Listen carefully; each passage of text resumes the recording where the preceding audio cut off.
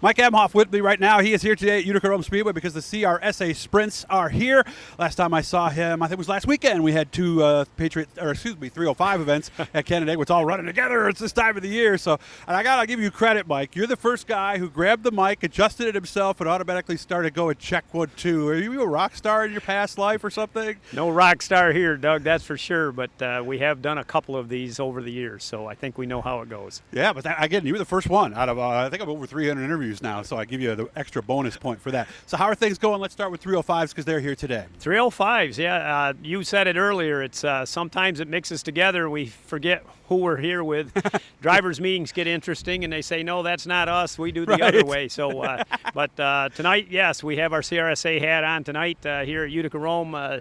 Brett Deo's and Jamie Friesen's looks like beautifully prepared after all this rain that we've had. I know they've worked really hard, but I think we're going to reward them. Right now, it looks like we have 23 or 24 signed in right now, and we'll make that a full field and pay it all the way through if we can do that. If we go into the next level of cars, I guess we'll run a B main tonight. When's the next level? Well, at 25 cars, 25, we have to run a B. We just like every other sprint organization in the Northeast, it's a 22-car full field, and we leave the last 2 spots for 23 and 4 for our touring regulars for provisionals. So at 25, we'll have to go to a B, and we would lock in 18 in the heats and then give them 4 in the B main. Yeah, because it's good to have the exact number you need, and sometimes having 26, 27, 28 stuff because you have to send a few people home. You always hate sending anybody home. That's why if I'm on 22 as my full field and I get 24 cars in, I always will start those 24. And it has been, we've negotiated with a few. As a matter of fact, Paul Cole and I worked together last week, and we started 26 in the A main. Wow. So we didn't run a B main, and we didn't send anybody home and paid them all last place, for a full amount of purse. Mm-hmm. Yeah, and of course they have a curfew, so that was a big factor, obviously, that extra time it would have taken. And then after the B, to give those drivers time, it adds up fast. Yeah. How are we doing with the Patriot Sprint Tour? Patriot Sprints are looking pretty good as well. Unfortunately, Mother Nature has thrown us a curve this week around New York State.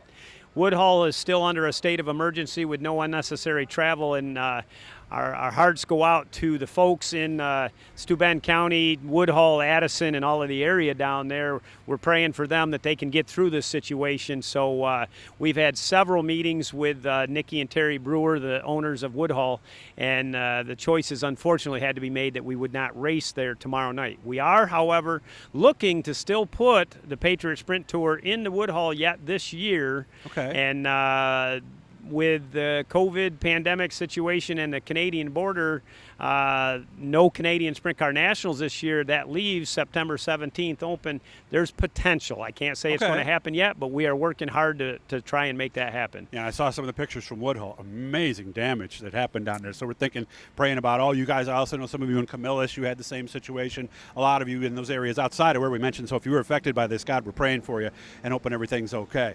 Tell me a little bit about Mike Emhof, because I've heard stories. You were military, you were something. What did you do before all this?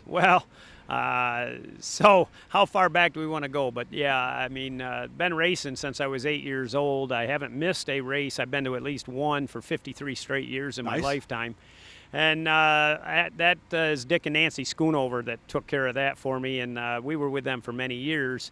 High school, decided I would go in the Navy. I supported our country in the U.S. Navy and did 6 years in our Navy and got out and bought a dirt modified from Ray Del Mata, and away I went from that point forward. But so we've done a little bit of the driving chores, but our Navy took us around the world. We've seen a lot of the world and supported the freedoms of this country that we still love this country a lot, and I'll do everything I can for it. So all you service members out there, we're still pulling for you and praying for you. So yeah, be safe, come home to your family. No doubt. So that's kind of where that went, right out of Edmiston Central School. This is basically home with, for some of you folks that might not know it, Gene and Gloria Cole were very close to me. Gloria was my 3rd grade teacher, and I played ball with all of their kids. So we did all of that through Edmiston Central, moved on to the Navy, came out of the Navy, took a job in Sodus, New York, and I've been with that now 39 years as an engineer for a defense contractor and Navy ships, doing the same thing I did while I was in the Navy. Yeah, you're one of the private contractor civilian types now. But now, with being in the Navy, do they respect you a little more than they would an average guy who just graduated from? Again, Doug, I'm Mike Emhof. I don't have any respect. Isn't that right? Dangerfield says that, but okay, yeah, no. You need the tie though in order to do that. No, so. I certainly I hear a lot. Well, you're a Navy vet, and you're thanked a lot, and yeah, I would imagine you would appreciate that. be. There's a lot of people that appreciate that. It gave me a great work ethic. My parents raised me with a certain work ethic. Mm-hmm. The Navy continued that, and I'm proud of that heritage. So we continue that, and I run my race organizations the same way. I mean, I still own the Central New York Mini Sprints. Of course, we have CRSA Sprints here tonight, and the Patriot Sprint Tour. So we stay pretty busy with all of that, and we run them. You know, I think we run a pretty good organization here and a pretty tight ship. Now, my dad was at GE and Sonar, towed arrays and things like that. He got to go on a submarine a couple times. He says, boy, if you think you're claustrophobic, you get on a submarine. You ever been on one? We work a lot of sub jobs, and our equipment normally is mounted in spaces that are in a passageway between bunks, and we end up shutting down the entire passage for me to work. I'm not given a whole lot of time because we do take up some space there. And you're 6'2", so you're ducking a lot in those things, right?